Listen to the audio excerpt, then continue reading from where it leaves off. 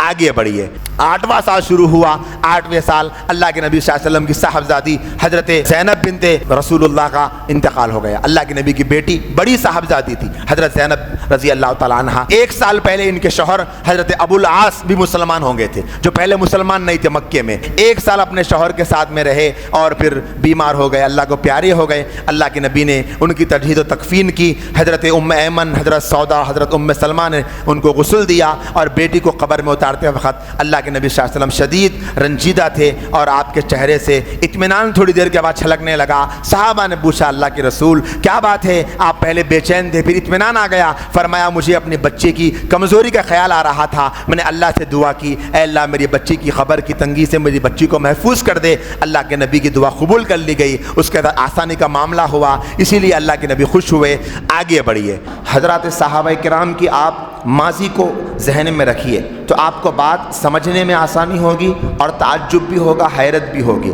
کل تک مکۃ المکرمہ میں جو صحابہ اتنے زیادہ ظلم و ستم کے ستائے جا رہے تھے، اب مدینے میں آنے کے بعد وہ لوگ بدر کی جنگ لڑے، احد کی جنگ لڑے، لیکن یہ بدر کی جنگ قریش مکہ سے تھی، احد کی جنگ قریش مکہ سے تھی، لیکن آپ آگے بڑھیں گے تو بدر اور احد کے بعد خندق بھی یہیں کے لوگوں کی تھی، لیکن یہ جو اب جنگ موتا نام کی ایک جنگ ہے، یہ جنگ اس زمانے کے جو بڑی بڑی سپر پاور طاقتیں تھیں جس کو روما کہا جاتا ہے، اس زمانے کے رومیوں سے یہ بہت بڑی جنگ لڑی گئی۔ ہوا یہ کہ کل بتایا گیا تھا کہ اللہ کے نبی صلی اللہ علیہ وآلہ وسلم بڑے بڑے بادشاہوں کو خطوط بھیج رہے تھے۔ ان خطوط میں اللہ کے نبی نے ایک خط شام کے سرحدی شہر بصرہ کے حاکم شرحبیل بن عمرو غسانی کے پاس بھیجا۔ یہ بھی ایک بادشاہ تھا جس کو غسانی بادشاہ کہتے، وہ بہت بڑا بادشاہ تھا۔ اللہ نے کہ نبی نے حارث بن عمیر رضی اللہ عنہ کو ان کے پاس بھیجا۔ سفیر جو ہوتا ہے کسی بھی ملک کا، ایمبیسڈر جس کو بولتے ہیں، نمائندہ، وہ بہت اہمیت کے قابل حامل ہوتا، اس کو کوئی نقصان نہیں پہنچانا، وہ بڑا جرم شمار ہوتا۔ غسانی نے حارث بن عمیر جو اللہ کے رسول کے سفیر تھے ان کو قتل کر دیا۔ اب ان کو قتل کیا تو یہ معاملہ بڑا سنگین تھا، چونکہ ریاست کا معاملہ ہے، اگر وہ قتل ہو گئے مطلب یہ ہے کہ ریاست مدینہ کی ساکھ ختم ہو جائے گی، خراب ہو جائے گی۔ آج اس نے ایسا کیا، اگر خاموش بیٹھیں گے تو آگے اور بھی کر سکتے، اسی لیے اللہ کے نبی صلی اللہ علیہ وسلم کی دینی حمیت اور حکمت کا تقاضا تھا کہ دشمن پر حملہ کیا جائے۔ اللہ کے نبی صلی اللہ علیہ وسلم نے جمادی الاولیٰ 8ویں سال ہجرت کے 3000 مہاجرین اور انصار کا لشکر شام کی طرف روانہ کیا، اور اللہ کے نبی نے 3 امیروں کو طے کیا۔ فرمایا زید بن حارثہ یہ امیر رہیں گے۔ یہ زید بن حارثہ کون ہے؟ وہی جو ہم نے پہلی دن سنا تھا، زید بن حارثہ اللہ کے نبی کے پاس رہتے تھے، نبی کے خادم تھے، وہ 45 سال کے تھے۔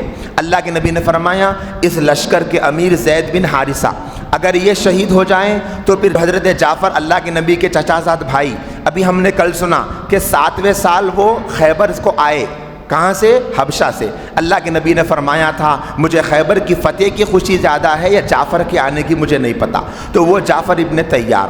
اور تیسرے نمبر پہ عبداللہ بن رواحہ، اللہ کے نبی صلی اللہ علیہ وسلم نے فرمایا اگر یہ بھی شہید ہو جائے تو عبداللہ بن رواحہ امیر بنیں گے۔ یہ اشارہ تھا اللہ کے نبی کی طرف سے کہ زید بھی شہید ہوں گے، جعفر بھی شہید ہوں گے، عبداللہ بن رواحہ بھی شہید ہوں گے، کیونکہ نبی کا یہ فرمانا یہ شہید ہوں تو ان کو امیر بنانا، مطلب وہ شہید ہونے والے ہیں۔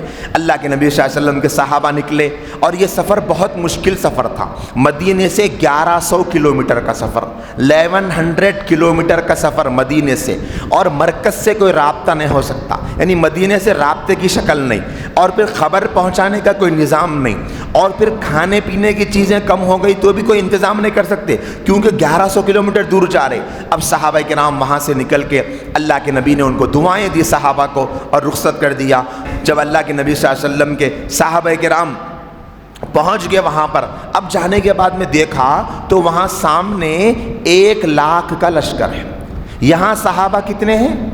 3000، اور وہاں 1 لاکھ کا لشکر ہے، اور اطلاع یہ ملتی ہے کہ پیچھے سے ایک اور دشمن 1 لاکھ کا اور لشکر بھیج رہا ہے۔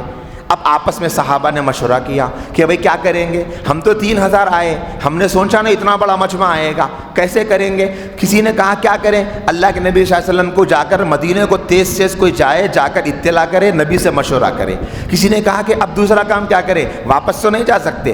اس موقع پر اسلام کے بہت بڑے شاعر حضرت عبداللہ بن رواحہ رضی اللہ تعالی عنہ تھے۔ مسلمانوں کی ایمانی قوت کو جھنجھوڑتے ہوئے کہا، مسلمانوں تمہیں کیا ہو گیا؟ آج تم اسی چیز سے ڈرتے ہو جس کے شوق میں تم گھروں سے نکلے تھے، تم شہادت کی تلاش میں نکلے تھے۔ ہم کبھی بھی تعداد کی طاقت کی بنیاد پہ نہیں لڑے، ہم اس دین کے بلبوتے پر لڑتے آئے ہیں جس کی وجہ سے اللہ نے ہمیں عزت دی۔ اب دو باتیں ہیں، یا تو ہم لڑ کر کامیاب ہو کے واپس جائیں گے یا پھر ہم شہید ہو جائیں گے، دونوں میں سے کوئی تیسرا آپشن نہیں ہے۔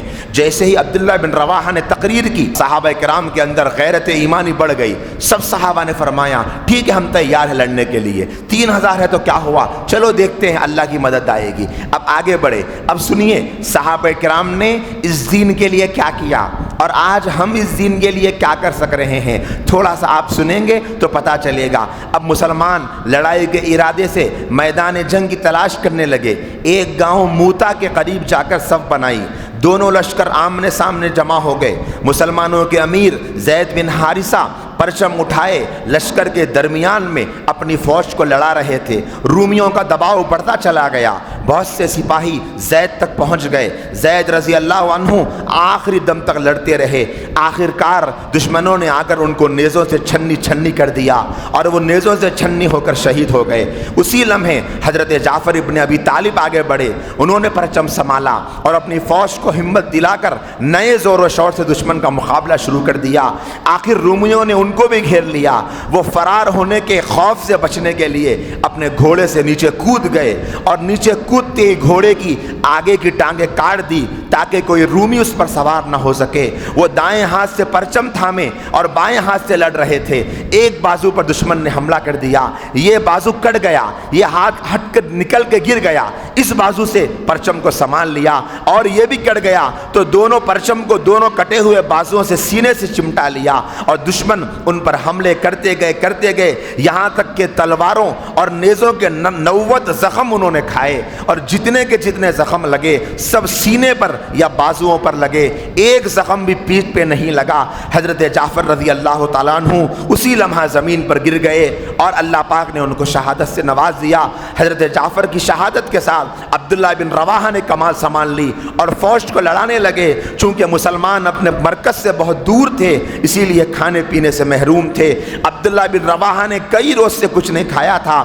ان کی حالت کو بھانپتے ہوئے ان کے چچا زاد بھائی نے تھوڑا سا گوشت پیش کیا اور بولے کہ کچھ کھا لو تاکہ کچھ طاقت آ جائے۔ انہوں نے ابھی ایک لقمہ لیا تھا، ایک طرف سے رومیوں کے آگے بڑھنے اور مسلمانوں کے حملے کا شور گونجا، انہوں نے گوشت کو پھینک دیا اور اپنے آپ سے بولے اے عبداللہ بن رواحہ تو دنیا میں لگا ہوا ہے اور لوگ جان کی بازی لگا رہے ہیں۔ یہ کہہ کر شمشیر آگ لے کر آگے بڑھے، گھوڑے پر سوار ہو کر لڑتے رہے۔ جب دشمنوں کا دباؤ زیادہ ہو گیا تو پیدل لڑنے کے لیے گھوڑے سے نیچے اترنے کی ضرورت محسوس کی، مگر یہ ڈر لگ رہا تھا کہیں بھاگنے کا کوئی موقع نہ رہے۔ اترنے میں کچھ شک ہوا، اپنے آپ کو مخاطب کر کے کہنے لگے اقسمت یا نفس لتنزلن او لترکہنہ، اے دل تجھے قسم ہے تجھے اترنا ہوگا، خوشی سے اتر جا ورنہ زبردستی اترنا ہوگا۔ اگر کافر جمع ہو کر للکار کر رہے ہیں تو تجھے کیا ہوا، جنت کا تو شوقین نہیں ہے۔ یہ کہہ کر عبداللہ بن رواحہ گھوڑے سے اترے اور دشمن سے حملہ کرتے گئے۔ کرتے کرتے دشمن نے ایسا وار کیا سینے پر جو سینے سے پار ہو گیا خنجر۔ اللہ کے نبی علیہ السلام کے یہ صحابی بھی اسی وقت میں زمین پر گر گئے اور شہید ہو گئے اور مسلمانوں سے کہنے لگے اے مسلمانوں تم میرے لاش کو دشمنوں کے نرغے سے بچا لینا، مجھے دشمنوں کے حوالے مت کرنا۔ صحابہ کرام نے ان کے لاشیں کو وہاں سے نکالا۔ اللہ کے نبی علیہ السلام کو اللہ پاک نے معجزے کے طور پر، اللہ کے نبی مدینے میں بیٹھے ہیں اور سامنے سے سارا اللہ نے پردے ہٹا دیے۔ اللہ کے نبی مدینے میں بیٹھ کر 1100 کلومیٹر دور دیکھ رہے ہیں اور اللہ کے نبی سارا میدان کا نقشہ بتا رہے ہیں۔ اے لوگوں اب زید بن حارثہ نے کمال کو سنبھال لیا ہے۔ اب زید بن حارثہ شہید ہو گئے۔ اللہ کے نبی کی آنکھوں سے آنسو نکلے، کیونکہ زید بن حارثہ سے بے پناہ محبت فرماتے تھے۔ پھر آپ کے چچا زاد بھائی جعفر طیار کے آنے کے بعد اللہ کے نبی نے فرمایا، اے لوگوں اب جعفر میدان میں آئے ہیں۔ جعفر لڑتے لڑتے 90 زخم کھا کر شہید ہو گئے۔ آقا کی آنکھوں سے آنسو نکل رہے ہیں اور آپ صحابہ کو سنا رہے ہیں، اب میرا بھائی جعفر بھی شہید ہو گیا۔ پھر عبداللہ بن رواحہ میدان میں اترے، عبداللہ بن رواحہ بھی لڑتے لڑتے شہید ہو گئے۔ اللہ کے نبی نے سنایا، اے میرے ساتھیوں عبداللہ بن رواحہ بھی شہید ہو گئے۔ پھر اس کے بعد اچانک کون امیر بنے، یہ طے نہیں تھا نبی کی طرف سے۔ ثابت بن ارقم رضی اللہ تعالیٰ عنہ ایک صحابی تھے، ان کے ہاتھ میں جھنڈا دے دیا گیا۔ اللہ کے نبی صلی اللہ علیہ وآلہ وسلم فرماتے ہیں اب ثابت بن ارقم نے جھنڈا سنبھالا، لیکن مسلمانوں نے اسی وقت فیصلہ کیا، ثابت بن ارقم مسلمان صحابی ہے لیکن جنگی میدان کا تجربہ کار، ان سے اچھے خالد بن ولید رضی اللہ عنہ تھے جو ابھی نئے نئے مسلمان ہوئے تھے۔ فوراً خالد بن ولید کے ہاتھ میں کمان کو سنبھال دیا۔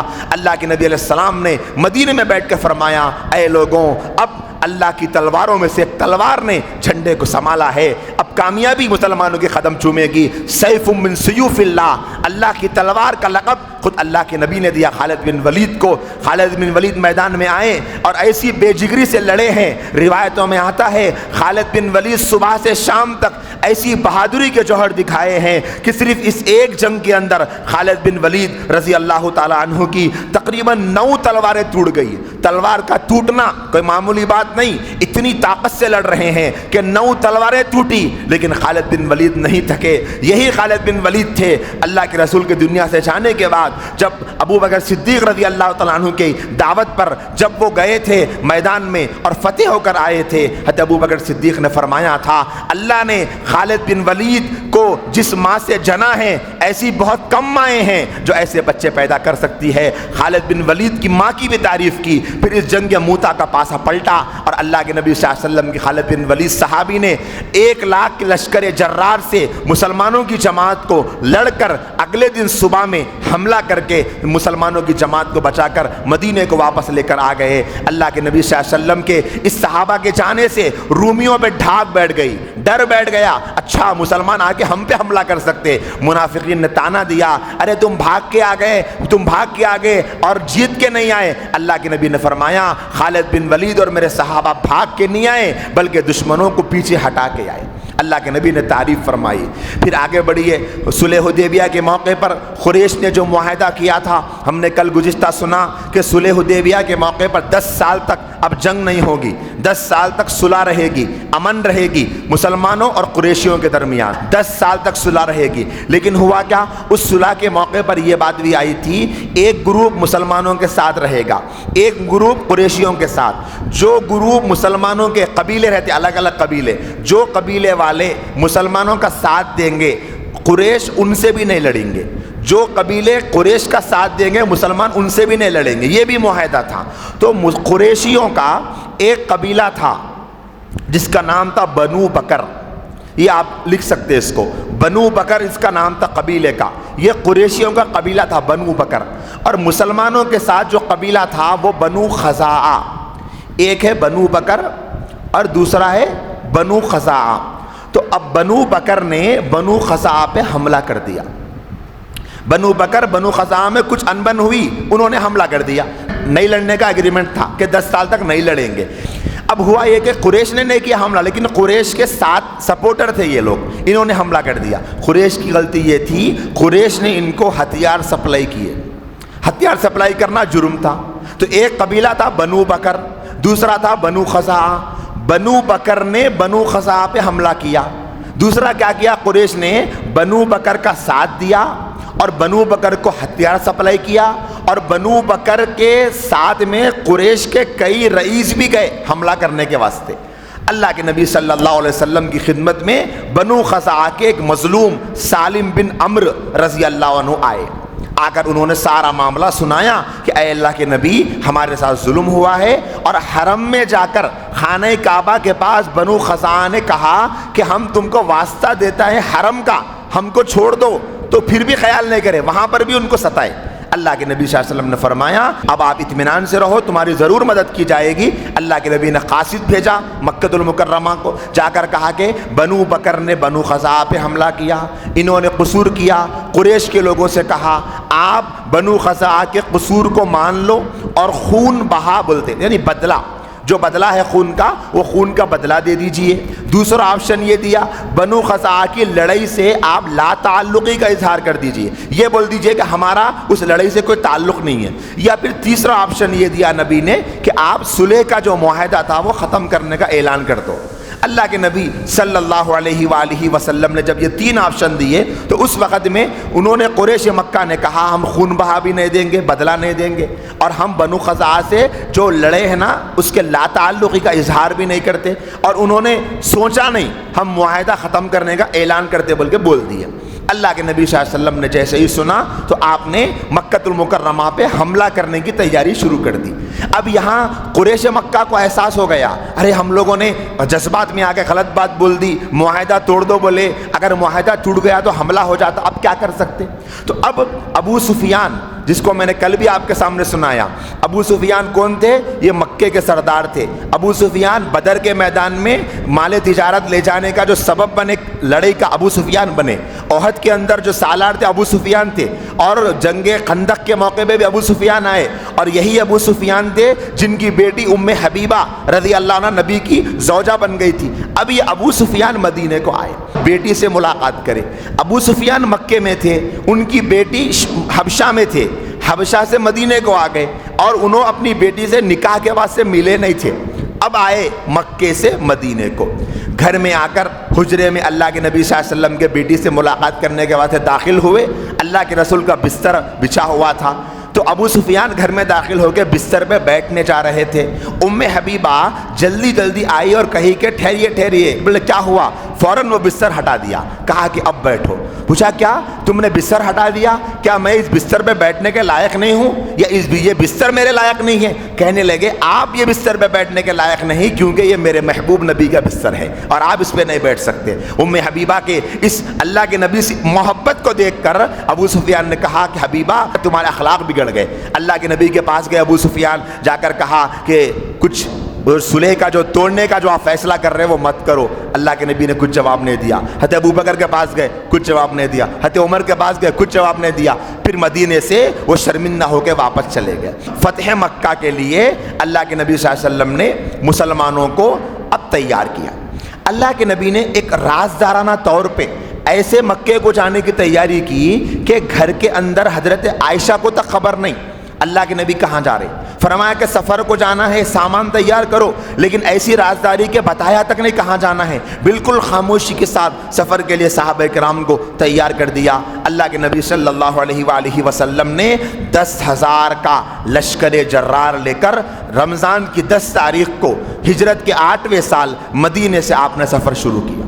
یہ سفر شدید گرمی کا تھا، رمضان کے روزے بھی تھے، اور سفر کی رفتار بھی دوگنی رکھی گئی تھی۔ 2 ہفتے کا سفر 1 ہفتے میں طے کیا گیا، اور مسافروں کو روزہ نہ رکھنے کی شرعی رخصت ہے۔ اگر کوئی مسافر ہے، سفر پہ ہے، تو روزہ نہیں رکھنے کی اجازت ہے۔ اللہ کے نبی صلی اللہ علیہ وسلم نے صحابہ کو حکم دیا کہ وہ روزہ نہ رکھے، اور اللہ کے نبی نے فرمایا اپنے دشمن کے مقابلے میں مضبوط رہو، مگر خود اللہ کے نبی روزے دار تھے۔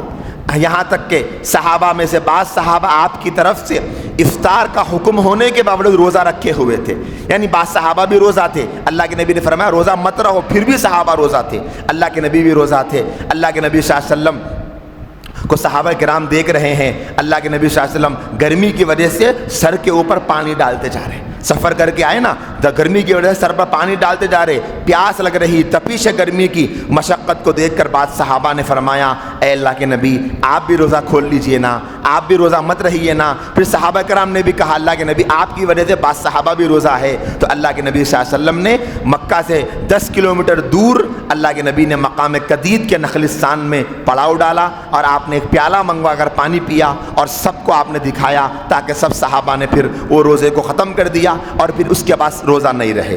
اسی دوران یہ ابو سفیان قریش کے سب سے جری اور نامور سردار تھے، 2 ساتھیوں کے ہمراہ لشکر اسلام کا جائزہ لینے کے نکلی ہے۔ اور ایک بات آپ غور کریے، یہ بات آپ محفوظ کر سکتے ہیں، اللہ کے نبی نے حکمت دیکھو، روب ڈالنے کے لیے 10,000 صحابہ کو لے کے نکلے، تو رات کے وقت میں سب صحابہ کے پاس نبی نے فرمایا آگ جلاؤ، روشنی کے لیے چراغ جلایا گیا۔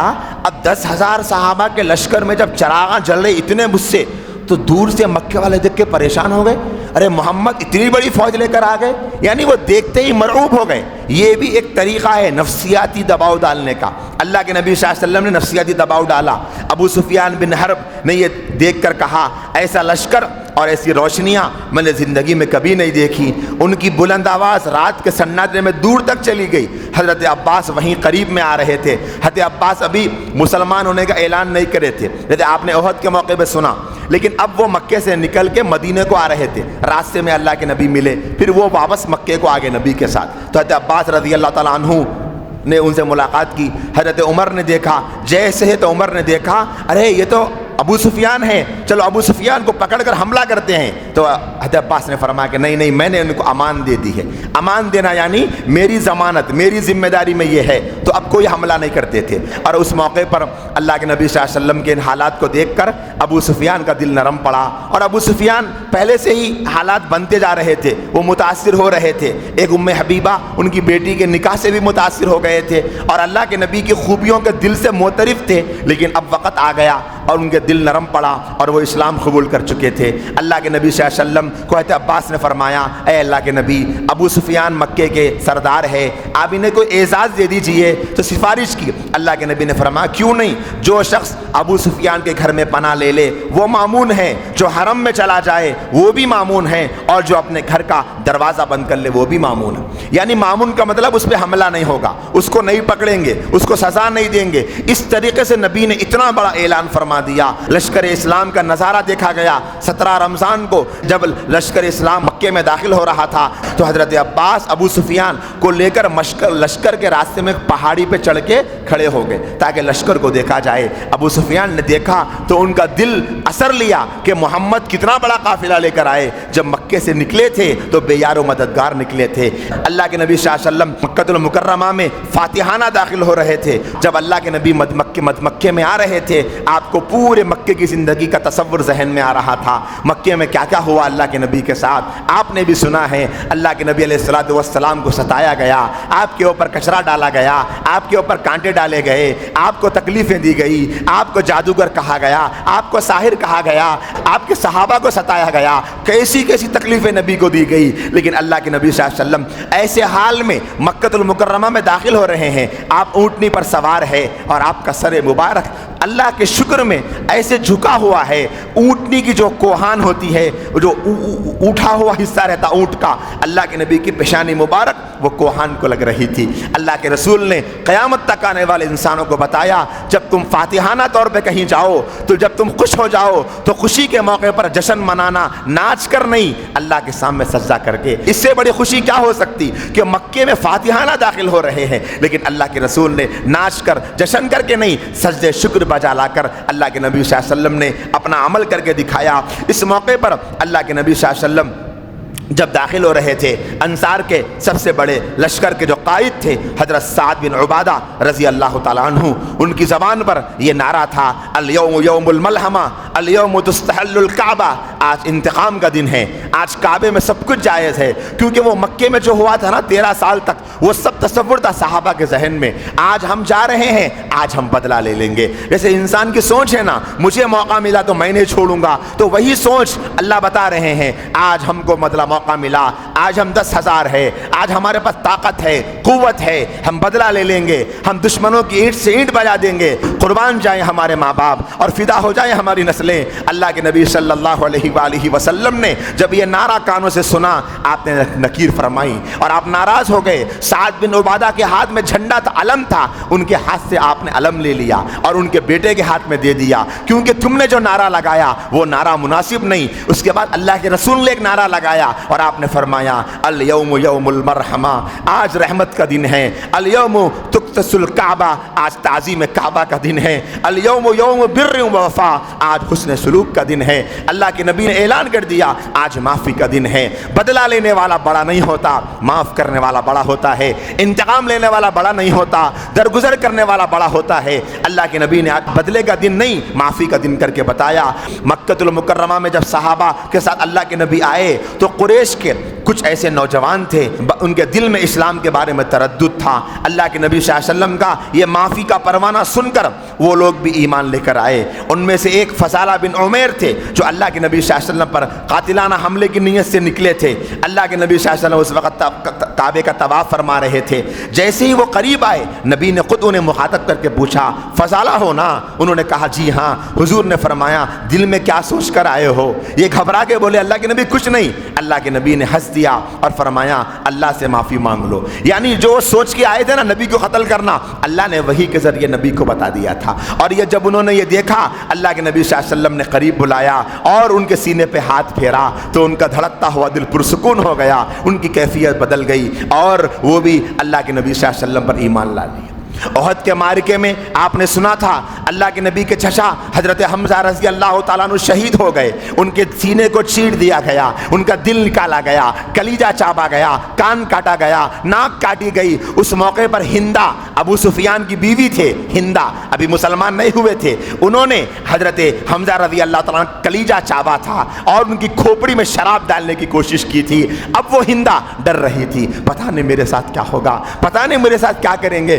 कुर्बान जाएं अल्लाह के नबी की माफ़ी के परवानों पर हिंद बिनते उतबा भी थी। वो डरते डरते अल्लाह के नबी सल्लल्लाहु अलैहि वसल्लम के आने के बाद हरम के करीब में आई और वो देखना चाहती थी मुसलमान हमारे मारने के मंसूबे बना रहे हैं, क्या कर रहे होंगे। जब वो आई खाने काबा के करीब में आकर, बाद रिवायतों में आता है उन्होंने कान लगाकर सुनने की कोशिश की कि हरम में क्या कहा जा रहा है। उनकी कानों ने सुना एक दुआ की जा रही है, ऐ अल्लाह हिंदा को हिदायत दे दे, हिंदा को इस्लाम की हिदायत दे दे। हिंदा परेशान हो गई, कौन है जो मेरे लिए हिदायत की दुआ मांग रहा है। जब करीब जाकर देखा, दोनों जहान के सरदार सल्लल्लाहु अलैहि वसल्लम थे जो हाथों को उठाकर हिंदा के लिए हिदायत की दुआ मांग रहे थे। हिंदा का दिल नरम हो गया और वो भी आकर अल्लाह के नबी सल्लल्लाहु अलैहि वसल्लम पर इस्लाम कबूल कर लिए।